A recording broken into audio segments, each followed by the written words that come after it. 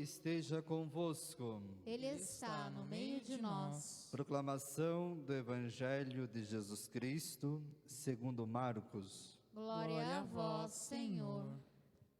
Naquele tempo, Jesus chamou os 12 e começou a enviá-los 2 a 2, dando-lhes poder sobre os espíritos impuros.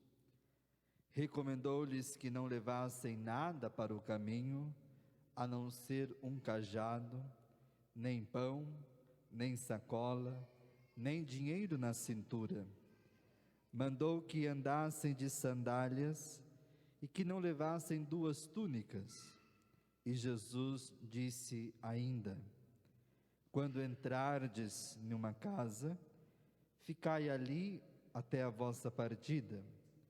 Se em algum lugar não vos receberem, nem quiserem vos escutar, quando sairdes, sacudi a poeira dos pés, como testemunho contra eles.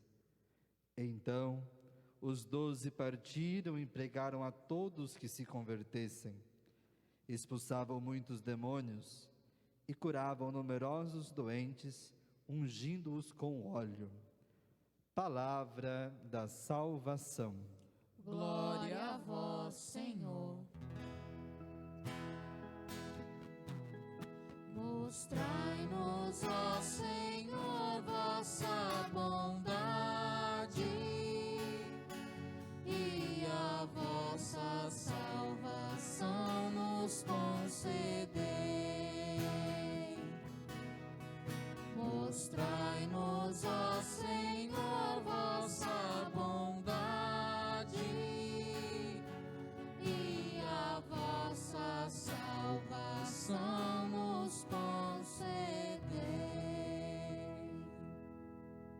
Amados filhos e filhas da Igreja, se o Padre fosse resumir a liturgia desse final de semana, a palavra ideal seria desapego. Desapego de nós, para que nós nos apegamos somente em Deus. Eu refletia um pouco, eu convido você a imaginar, quando Deus criou o homem e a mulher, Adão e Eva, Deus deu tudo àqueles dois, e Deus fez um pedido: não coma da árvore da vida, a árvore do conhecimento e do mal.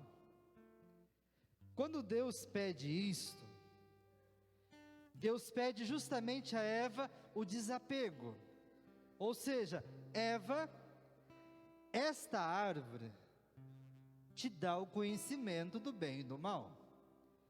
Se você comer desta árvore, você vai ter, digamos que vai ser mais inteligente, você vai saber o que... Mas Deus sabia que isso não era bom, e Deus pede para que ela desapegue disso que ela pode ter. Mas já estava no coração de Eva que ela não queria mais viver somente com a graça de Deus. Já estava no coração de Eva que ela queria ter mais e mais, e não depender somente de Deus. É isso que acontece conosco, quando nós não nos contentamos com aquilo que é suficiente, com o necessário, e vamos atrás de tantas coisas. Jesus envia os discípulos em missão e pede para eles justamente o desapego. Vão, mas não leva dinheiro, não leva pão, não leva sacola, porque o necessário você já tem, Jesus, a minha palavra. Um dia Pedro estava adentrando no templo, havia ali um mendigo pedindo a esmola.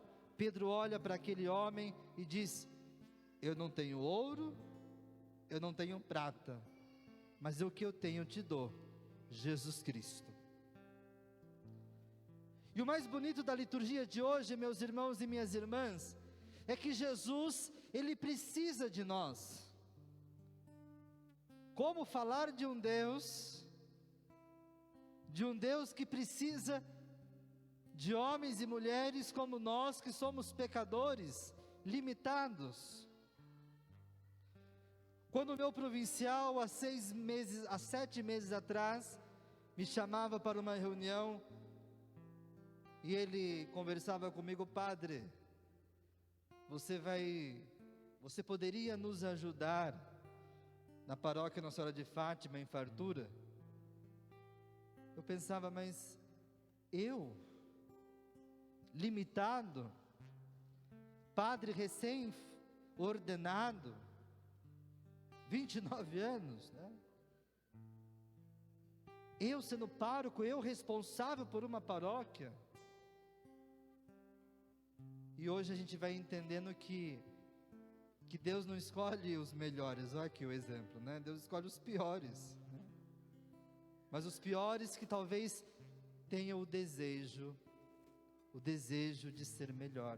Este é o meu desejo. Eu não sou um padre santo, mas eu sou um padre que deseja a santidade. E Jesus precisa de nós, Jesus precisa de mim, Jesus precisa de você. Jesus envia os discípulos em missão. Mas qual é a missão? A missão não é minha, a missão não é sua. Eu não estou em Fartura para realizar a minha missão. Eu estou em Fartura para realizar a missão de Jesus.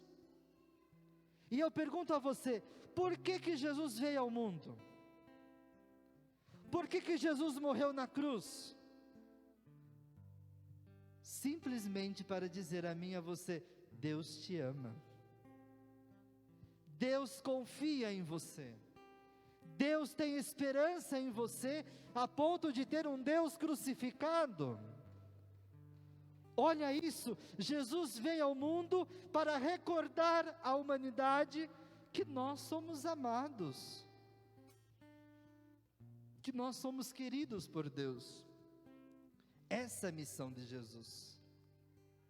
Tanto é que Jesus aqui, Ele só amou, Ele só perdoou, Ele resgatou aquele que estava caído, Ele curou o que estava doente, só fez o amor. Ou seja, a ponto de Maria Madalena um dia estar caída no pecado, Jesus se aproxima, Jesus ama, Jesus perdoa, e ela então toma uma decisão: eu não suporto mais ficar longe de Jesus, porque Ele muito me amou. E ela então é uma discípula de Jesus, e é isso que nós temos que entender. Quanto mais eu entendo do amor de Deus, quanto mais eu acredito e sinto o amor de Jesus por mim, mais vontade, mais desejo eu vou ter de estar na presença de Jesus. E hoje, meus irmãos e minhas irmãs, na cidade de Fartura, Jesus continua enviando discípulos. Jesus continua enviando discípulas, homens e mulheres corajosos, para testemunhar o amor de Deus. E sabe quem é o discípulo e a discípula do amor de Deus em Fartura? Sabe quem? Eu, você, nós. Olha quantos discípulos e discípulas nós temos nesta igreja hoje. Olha quantos discípulos e discípulas que vai sair desta igreja hoje e vai chegar em casa sendo um canal da graça de Deus, um canal do amor de Deus. Na sua casa, na sua vida, na sua família, no seu trabalho, você é chamado a anunciar o amor de Deus. Deus me ama tanto. Você consegue sentir o amor de Deus na sua vida?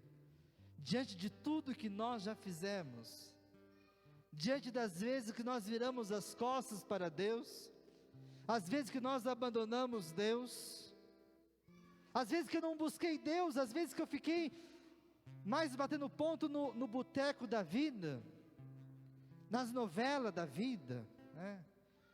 no Faustão da vida, né? E quantas vezes que nós viramos as costas para Deus, mas toda vez que eu me aproximei dele, como um pai pródigo, estava pronto para abraçar, e fomos abraçados por Deus. Amados irmãos e irmãs, você é um discípulo, você é uma discípula do amor. Mas quando o padre refletia essa reflexão desse final de semana, me veio uma historinha em mente, do seu João. O seu João morava na cidade de Fartura, e o seu João era uma pessoa assim que, admirável. As pessoas chegavam brigando com o seu João, ele ouvia, e depois, sempre com palavras amorosas. Alguém chegava precisando de ajuda, seu João ajudava. Seu João não falou nenhum palavrão na vida, nada. Um homem bom era o seu João. E o seu João morre, né? Ele morre, ele chega lá na portaria do céu. Diz que é São Pedro que fica lá, né? Diz que o Pedro é o chefe lá, né? Fica na portaria, né? Só que Pedro teve que, não que estava tendo Covid lá, né? Mas Pedro teve que resolver um outro problema, um outro departamento, né? E daí precisou de ajuda, alguém tem que ficar na portaria. Daí pegou um anjo lá, né? Ó, você vai ficar aqui, 5 minutinhos, né? 5 minutinhos sempre vira um monte de tempo, né? Eu já volto. E Pedro foi lá resolver o problema nos departamentos que estava lá, né? No céu. E quem que chega? Seu João, né? Seu João chega, aperta a campainha lá para fazer o check-in, poder entrar no céu, né? E daí o anjo inexperiente fala: qual que é o nome do senhor? João. João do quê? Ah, João tal. Olhou. Daí o anjo mandou um WhatsApp para São Pedro, está fora de área, né? A mensagem não chegou, né? Daí entrou no Facebook para ver se São Pedro estava online, também não estava, foi no Instagram, não. Pedro desapareceu, né? O anjo olhava, João, não achou, né? E daí o anjo falou: olha, seu nome não está na lista.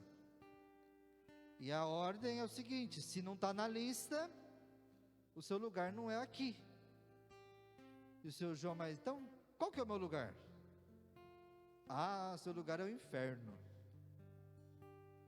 Ele sempre foi bondoso, né? Ele sempre foi generoso, paciencioso.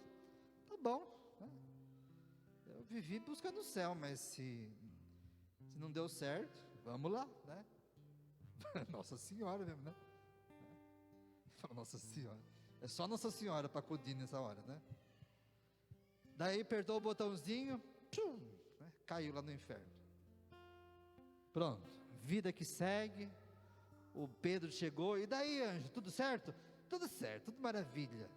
Chegou alguém? Não, né? Chegou ninguém, no céu também mente, né? Passou uns 10 dias, Pedro estava lá na portaria, tranquilo, sem problema nenhum. Olha no celular, uma chamada de vídeo, remetente, inferno. Né? Mas o que está acontecendo, gente? O inferno ligando aqui, né? Não queria atender, mas de tanto insistir, né? Sabe quando as pessoas ligam para a gente não pode atender, mas liga umas 10 vezes até a gente, né? Daí Pedro, né? Atendeu, já dá um fogaréu lá já, né? E o bendito não, né? O encardido já começou a brigar com São Pedro. Ô São Pedro, você é né? Você não é camarada não. Você mandou aquele homem aqui. Mas que homem? Ah, não sei. Desde o dia que o seu João pisou no inferno, as pessoas começaram a se amar. Ele ensina as pessoas a conversar, a dialogar, a se respeitar. Ele ensina as pessoas a perdoar. Olha, o inferno está parecendo o céu. Moral da história: a nossa casa, a nossa família, o nosso trabalho pode ser um céu ou pode ser um inferno, mas depende de cada um de nós. Depende de você lá na sua casa, se você vai ser um discípulo do amor, se você vai ser um discípulo do respeito, do diálogo. É assim, gente. Depende de cada um de nós. Depende das nossas palavras. Mas isso tem que nos dar uma mudança, uma conversão. Não basta colocar nas costas de Deus. Esses dias eu fui visitar uma família aqui. As mães tem hora que são terríveis, viu? Com todo respeito às mães, né? Mas tem hora que olha, né? Eu chego lá na casa, né? Ô filho, vem cá ver o padre, né? Daí vem um enorme, né?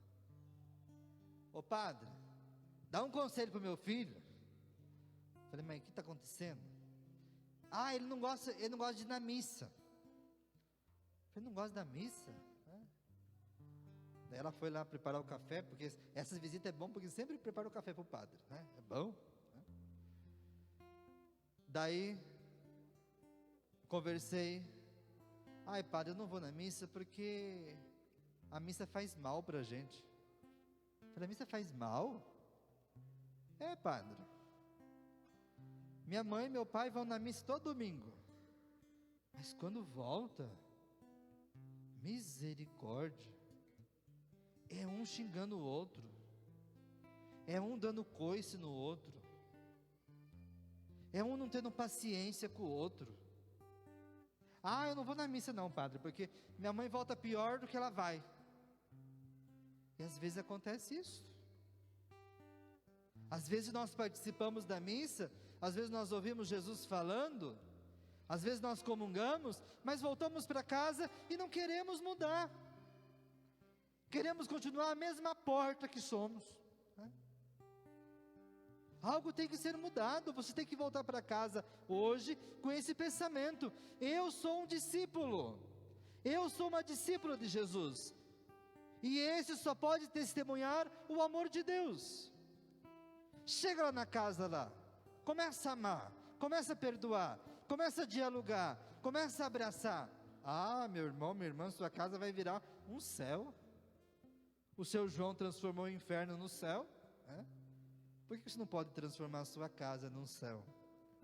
No céu do amor, no céu da compreensão, da paciência, da oração. Depende de cada um de nós. E assim o padre termina. Discípulos missionários, Jesus nos manda para anunciar o amor de Deus. Volte para casa hoje.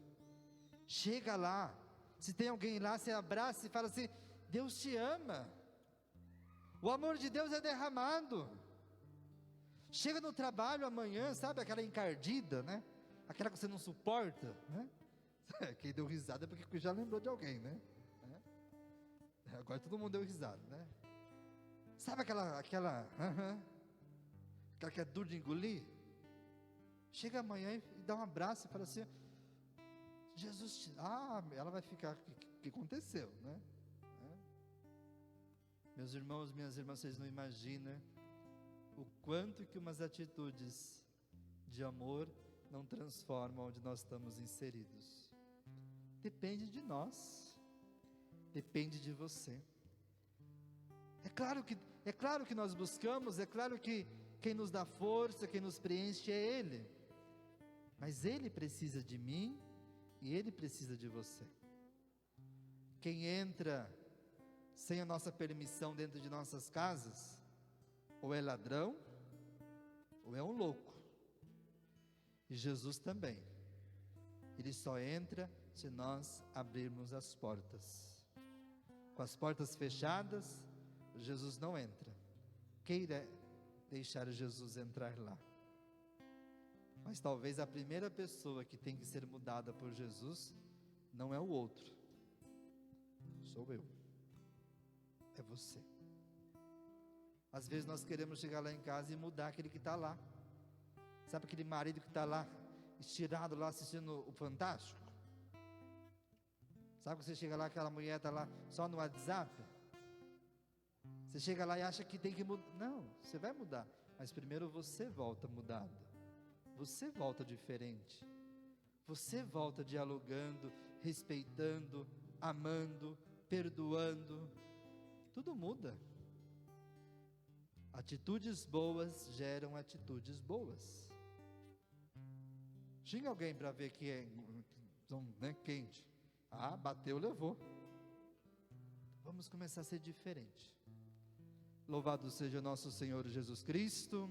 Para sempre seja louvado. Creio em Deus Pai,